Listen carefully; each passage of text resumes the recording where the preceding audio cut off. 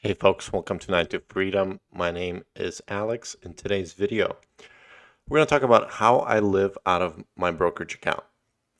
So, part of the reason I'm doing this channel is I'm documenting my journey investing into high yield dividends and the account that I'm building in order for me to one day eventually leave my 9 to 5 and just live off of the passive income.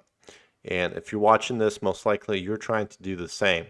So I'm here very transparent in what I'm doing. I do weekly videos on how my dividends are performing, what I'm investing in, what I'm selling, rebalancing what I'm getting weekly from these funds. But I wanted to get into the meat and potatoes on how to actually live off the dividends, how to live off of your brokerage account. And in the past couple of weeks, this is actually what I've been really focused on is moving all of my banking into my brokerage. And I'm going to talk about that in this video, so make sure you stick around for that. Okay, without further ado, let's hop right into it. I'll share my screen and we'll talk about what's going on here. Okay, so this is my account. I'm not going to get into details here, but this is in Fidelity. I have my dividend account. And right now, what Fidelity is telling me, now again, this is not going to be 100% correct. This is just based on their calculations, that this dividend account is going to pay me $189,000 a year. Now, if it pays that, that would be magnificent and amazing. But if it pays half of that, I would still be ecstatic because that is an insane return on the amount of money that I've actually put into it. So I'm using margin, and margin is basically the broker lending you money that you can invest in, or you can borrow the money to do whatever you want to with it. You are going to pay a percentage, an annual percentage on the money that you borrow. But typically the way it works is if, let's say, you invest $100,000 into your brokerage account, you buy some funds. Depending on the type of funds you buy, the broker will tell you that you can pretty much margin up to 100% on what you've put in. So meaning if you put $100,000 in, they'll lend you $100,000 at a rate. Now, when I started my account with Fidelity, the rate was around 12.5%, which was quite high. Now, at the time, Robinhood had a percentage of around 5% for margin. And I called Fidelity and I said, hey, I've been with you guys for over a decade. I really want to stay with you guys. I'm used to the platform. You guys have great customer service, but I really want that rate to be lower. So they were able to lower my rate to 6.375%. Now, that is obviously a much lower rate, and you can't find a mortgage that low. So I was really glad that they were able to do that. Now, let's talk about what I mean that you can live out of your brokerage account. So in this example here, as you can see, I have $159,500 of my own money, and I'm using $113,000 on margin. So I'm invested into these funds mixed with my money and their money, and they're paying me dividends on a weekly basis. You can check out my videos where I do the reports on how much I'm making every single week from these dividends. Now, how do we actually use the money and how do we actually live out of this account? That's what I wanted to talk about.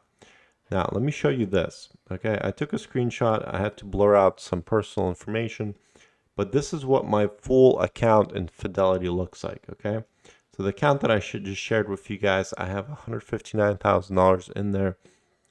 These are all invested into dividends. Now, I have some other accounts in here, my retirement accounts. I'm not going to get into that. And what I've opened up is a savings account and a checking account. Now, savings, it's just basically the same thing as a checking.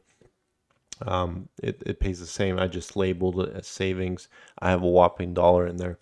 But checking is really what the money that would be connected to all of your, let's say, payments. Let's say if you're paying your mortgage, you can pay that out of this checking account.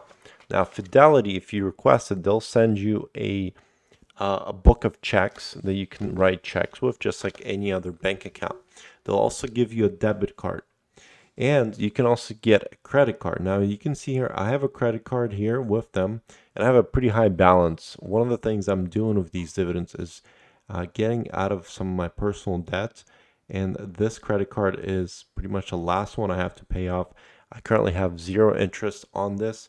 And what's cool about the Fidelity credit card is that they give you a 2% cash back on every purchase. So what I like to do is all of my bills that I automate, I just automate to this credit card, and it gives me cash back 2%, which I can then reinvest into the stock market.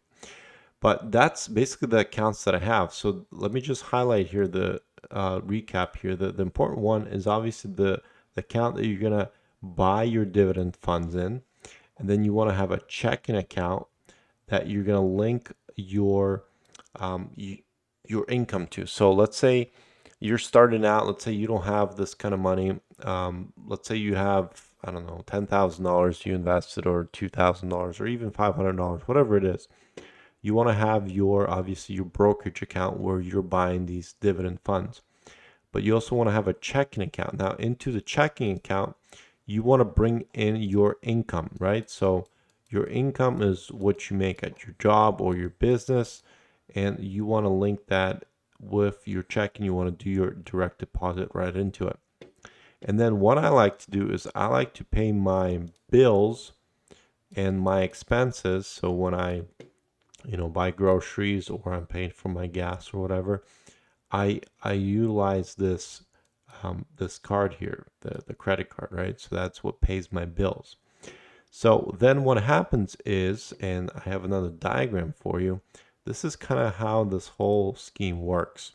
I drew this in paint, so don't judge me on my artwork. Let me try to zoom in here a little bit. But basically, you get your income, okay? So the money that flows in from your business or your W-2, then you put it into your brokerage account. Okay, so let's say you get paid, I don't know, $2,000 every 2 weeks, or you make, let's say, $10,000 a month, whatever you're making, you're going to put that into your brokerage account, just like I did here. Okay, I have my checking account in there. Now, any excess money that you don't need to cover bills or whatever, you're going to buy dividends with, right? So you invested some money into dividend paying assets, but you're also going to take anything off the top that you're getting from your income, and you want to buy more dividend paying assets. Then you want to utilize margin in a smart way.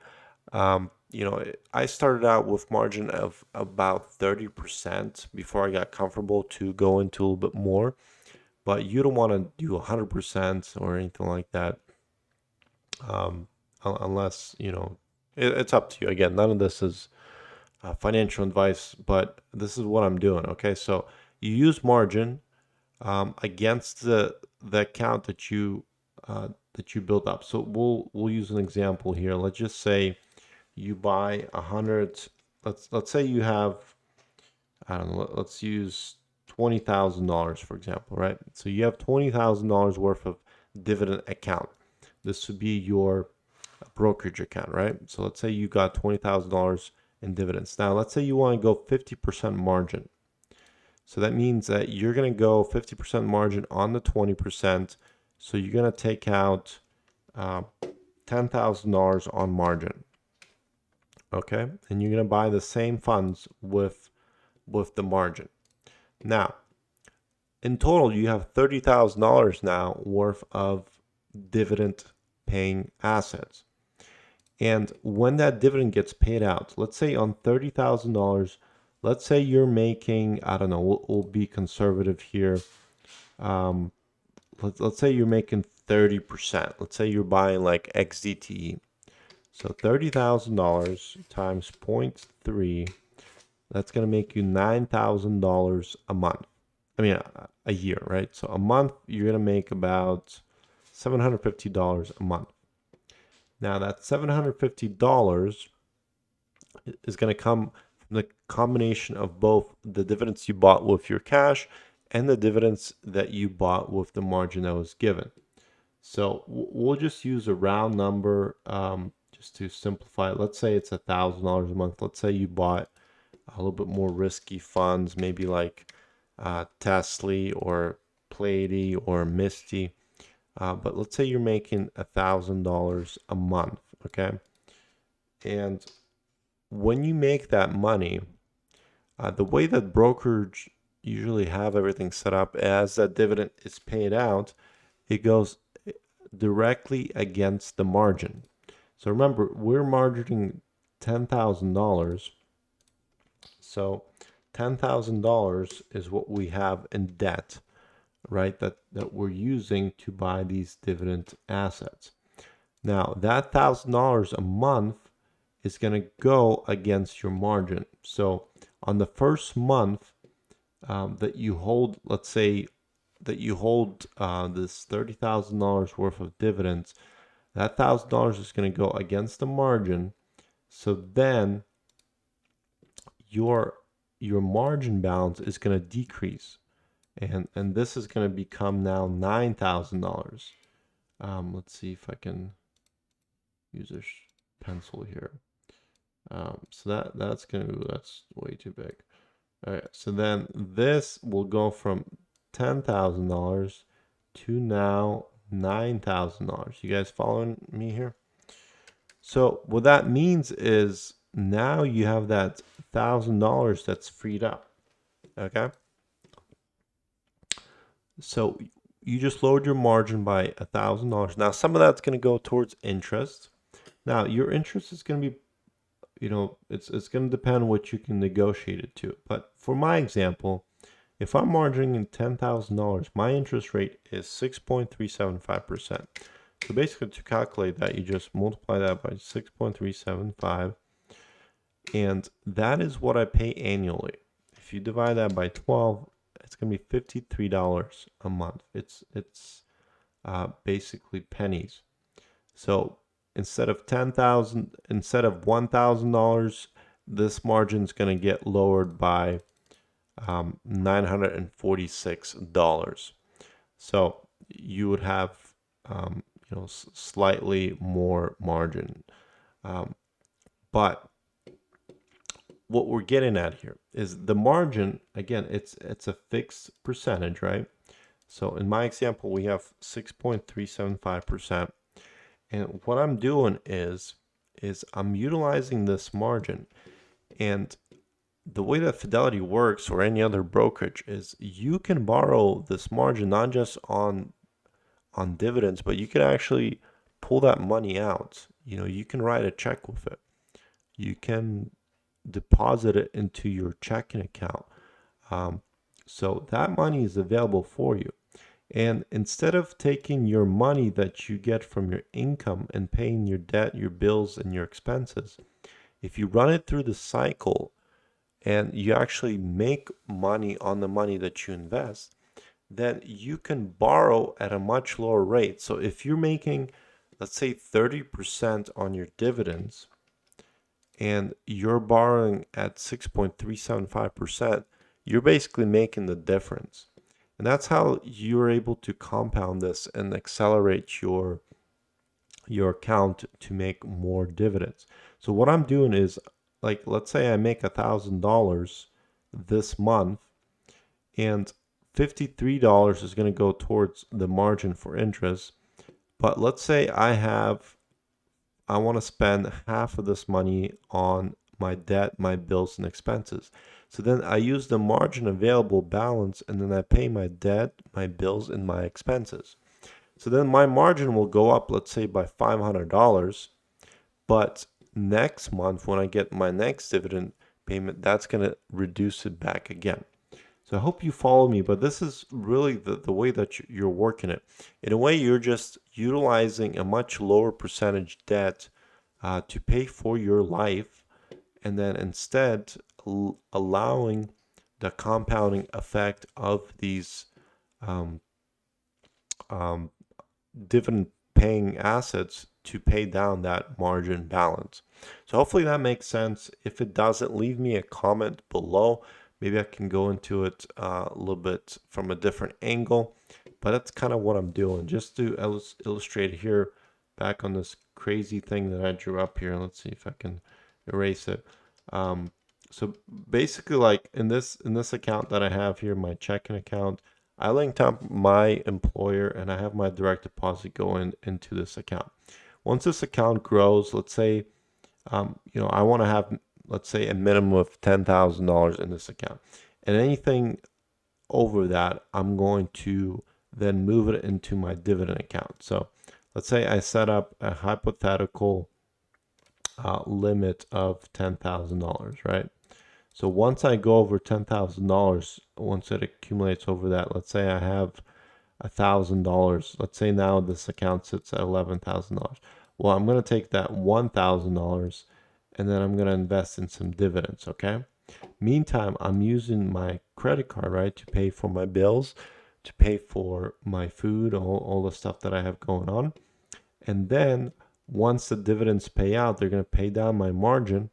And then I'm going to use my margin to pay down my credit card, right? Because my margin is at a lower rate. So if I go in here, I can actually withdraw right now today $43,000 out of this account in cash. So basically that's like arbitraging the margin, pay for your lifestyle to pay for um, you know, for what you're trying to do, pay off your bills, your debt, and cover your expenses. In the meantime, grow your account. So this way, you can leave your 9 to 5. Folks, I hope this was clear. If you have further questions, please leave a comment below. But I really wanted to get this video out there. Hopefully you liked it, and please subscribe, give me a thumbs up, and we'll see you on the next video. Take care.